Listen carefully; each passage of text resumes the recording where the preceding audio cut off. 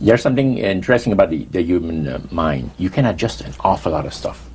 You can adjust to a lot of things that would terrify you to begin with. After a while, they become common and ordinary. Now, when you would go to these praise sessions, what kinds of things happened at those sessions?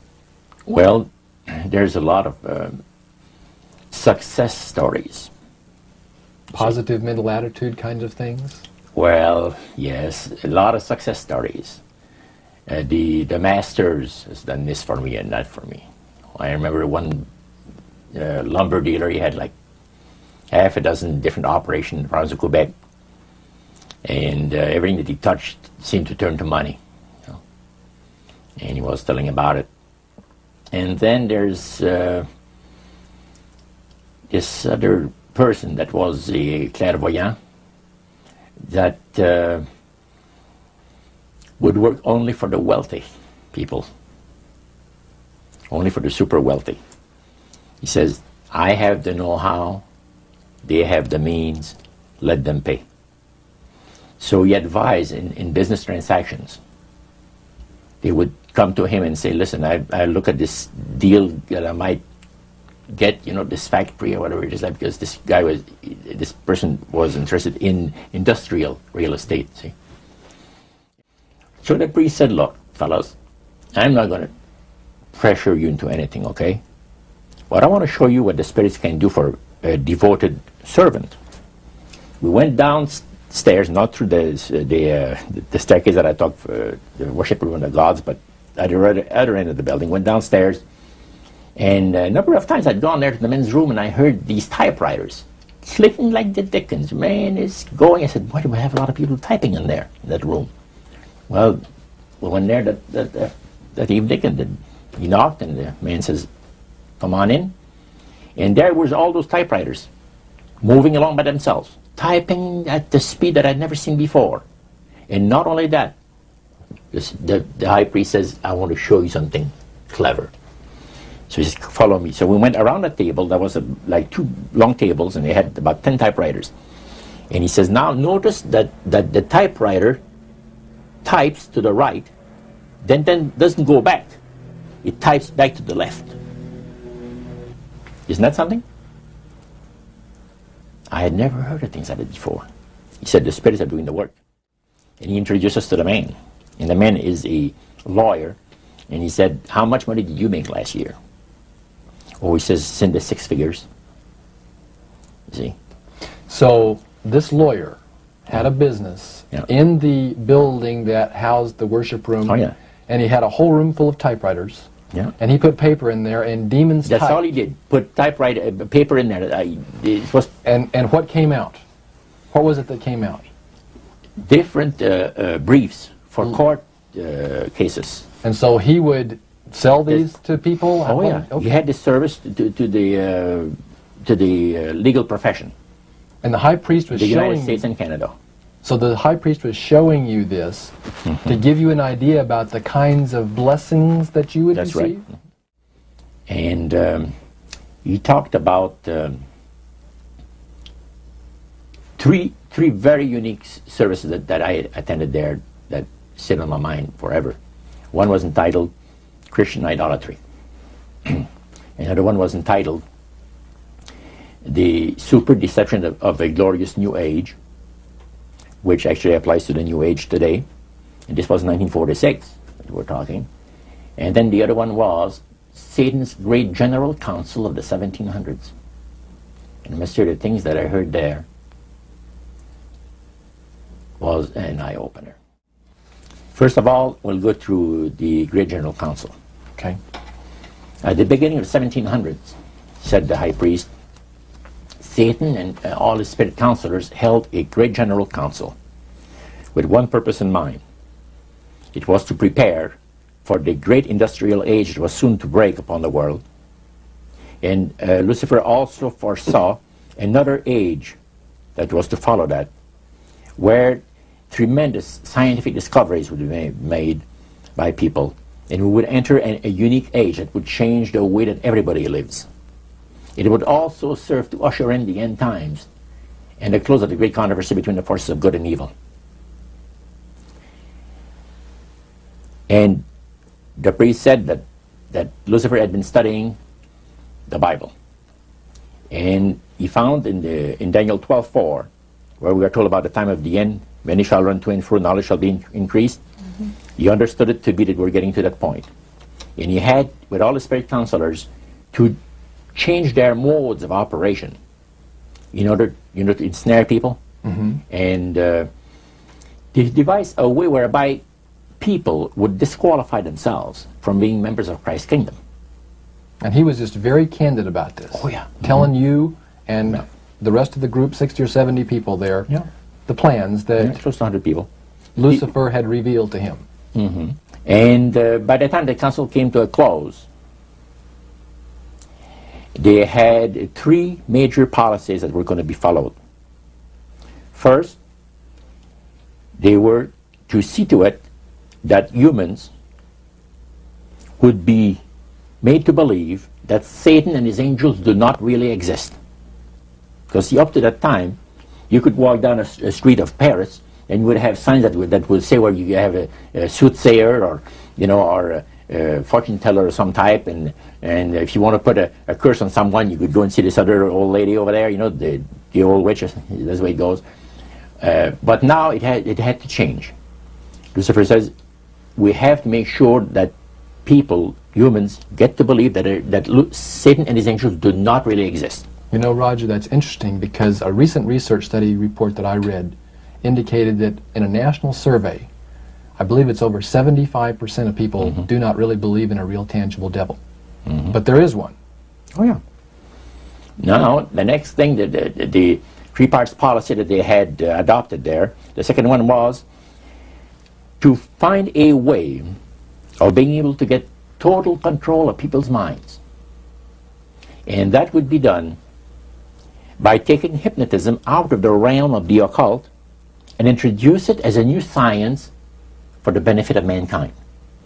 So part of what the high priest told you was Satan's strategy to take total control of people's minds. Mm-hmm. They felt that by taking hypnotism out of the realm of the occult and introducing it as a new science for the benefit of mankind, they could then use people of great renown, educators, people of capacity, that would do great things, such as supposedly regress people in time to former lives that they had. Mm. And of course, after the session is over, the person would not know a thing about ancient history. And the person that she or he has talked about performing, certain deeds, we'll say 3,000-4,000 years ago. But this was their strategy. Now, what this would do for the thing is this, that it would create in the minds of the general public, solidly set in the mind of the general public, an unwavering trust in that great deception. In other words, people could, they would believe it. This person was hypnotized, was regressing time to, former lives, and did this and did that, and no deception. Maybe Alexander the Great, we'll say, and some of his generals and people like that. And the person, after the session is over, comes out of hypnotism, and he or she doesn't know what she's talked about. So now this would be a way of de-Christianizing the Western world through the avenue of mysticism. Mm. Now the time came when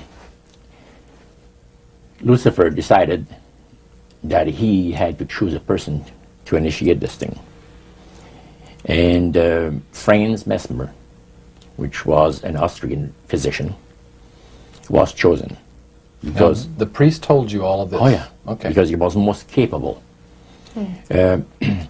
Mesmer originated a theory called animal magnetism, later on named mesmerism.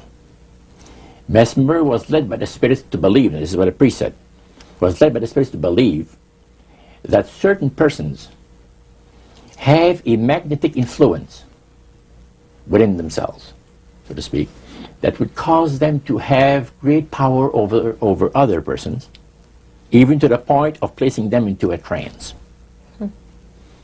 And at that time, that was readily accepted by people in general, at the time that Mesmer lived.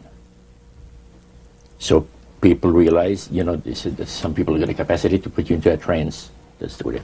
Now, by the time that he died, in 1815, a lot of the physicians in Europe were using hypnotism as a means of anesthesia. Now, hypnotism is the same as mesmerism? That's right.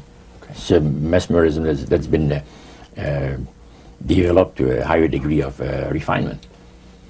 And the priest went on saying that the plan of Satan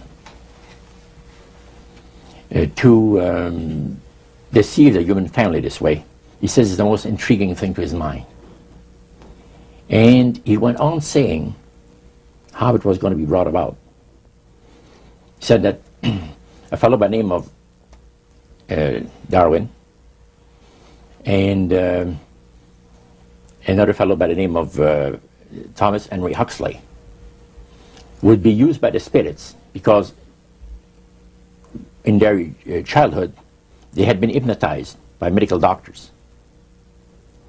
And they figured that they would be real good subjects to lead the people into this belief that they had, that Satan wanted to bring into people's lives. Now, what were those 3 points again, Roger? The 3 things were, number 1, that they did not want Satan did not want the human family to think that he or his angels existed. Right. The second point that you made had to do with taking control of people's minds. That's right. The third point was what? Was to destroy the Bible without burning it. Okay. See? And what was his strategy on that? On that, it was very interesting. Because after the Great General Council, it was decided that Satan would tutor Charles Darwin personally in setting up the principles of his theories of evolution. He was tutored by Lucifer himself, the fallen Lucifer. And at that time, it was understood, Satan and his spirit counselors understood, that if a person was led to believe in the theory of evolution, it would, in his life, destroy completely the creation week of the Bible, the fall of man, and the plan of redemption. It would do away with it. In one fell swoop. Yeah. Now, he made a unique statement.